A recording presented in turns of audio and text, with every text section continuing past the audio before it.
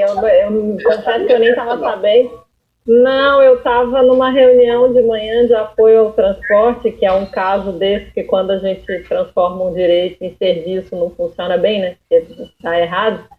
E não tinha acompanhado. A gente, infelizmente, está vivendo um processo muito, muito duro e incisivo de intervenção nas universidades e institutos federais. A gente tem hoje 3 institutos federais, na verdade, 3 instituições da rede tecnológica sob intervenção, que é o IFES, onde eu trabalho, em que o candidato derrotado, que ficou em segundo, está nomeado pro tempo em 118 dias. O IFRN, que tem um que nem concorreu, está nomeado também, o prazo é mais ou menos parecido com esse daqui, e o Cefet do Rio, que tem um interventor nomeado desde o ano passado. Já faz mais de um ano que tem intervenção no Cefet do Rio. E tem as universidades, a gente tem vários casos, aqui também em Santa Catarina a gente tem a OSFS, que é Federal da Fronteira Sul. O que acontece? Tem uma diferença nesse caso em relação aos institutos e às universidades, que as universidades têm uma instituição legal que é a tal da lista tríplice, em que, teoricamente, o governo tem o direito legal, apesar de moral, de não nomear quem ficou em primeiro. E aí, desde o Temer, esse expediente tem sido usado largamente pelos golpistas todos desde o Temer, né? Então, já tivemos vários casos, já deve estar perto de uma dezena, porque teve a UFSS, mas teve a de Tocantins, tem a de Grande Dourados. É uma lista grande, eu não consigo nem saber de cor toda ela. Só que nos institutos federais não tem lista tríplice. A lei que prevê a escolha por consulta à comunidade, ela prevê que se nomeie o vencedor. E nos 3 casos, eles inventaram processos administrativos, estão passando por cima da presunção de inocência, porque nenhum deles tem condenação nenhuma, e os processos, mesmo que eles sofressem a maior condenação possível, ela não impediria eles de assumir, e aí por intervenção política de deputados, senadores, aqui no caso de Santa Catarina foi um senador, eles não estão nomeando o eleito, estão nomeando interventores. Isso é bem complicado, porque isso interfere no funcionamento todo da instituição, tá? Muitas pessoas, as mais conscientes, se negam a compor a gestão. Aqui no IFSC a gente ficou 15 dias sem reitor por conta disso, porque ele indicou um que não quis assumir, ficou 15 dias sem ninguém.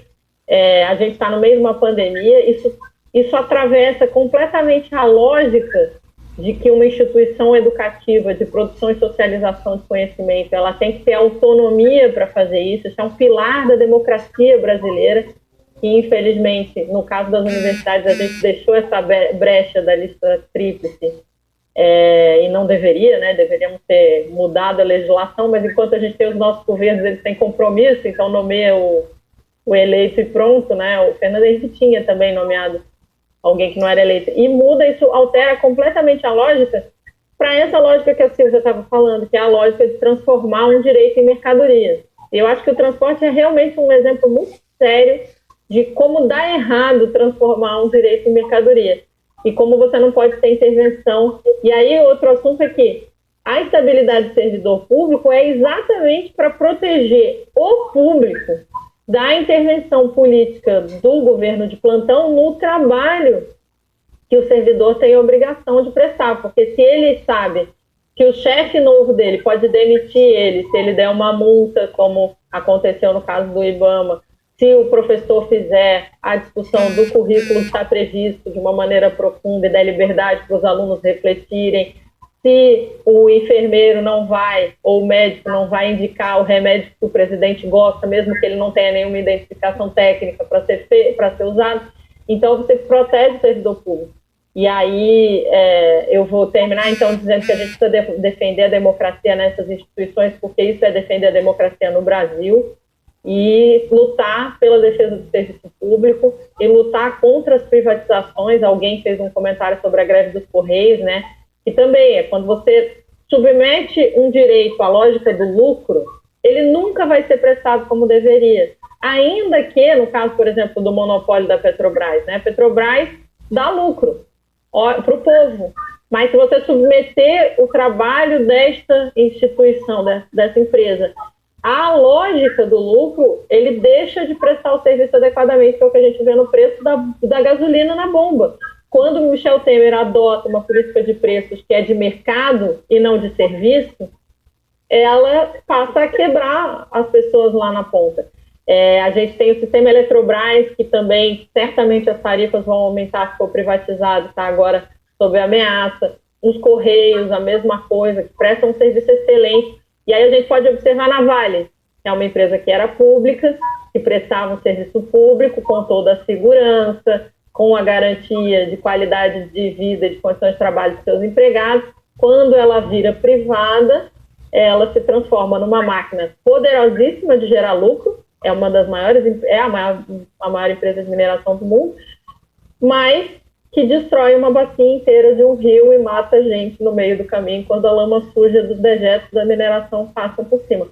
Então a gente precisa defender o serviço público, porque isso é defender os direitos, é defender a qualidade do trabalho, é defender a soberania, é defender a democracia.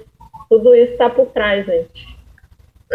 Só para dizer que eu conversei ontem à noite com o David Bacelar, é um dos coordenadores, um dos líderes da FUP, da Federação Única dos Petroleiros. Ele vem aqui no Giro terça que vem para falar desse processo de destruição da Petrobras. A Silvânia citou a terceirização. A gente tem muitas mortes por acidente de trabalho na Petrobras. Quase 90% delas são trabalhadores terceirizados, porque eles têm menos formação, condições de trabalho mais precária, não tem EPI adequadamente. Então, para a gente perceber, antes ela era toda operada de forma estatal, o índice de acidente era muito menor, mesmo numa operação que é, em si, de muito risco, né?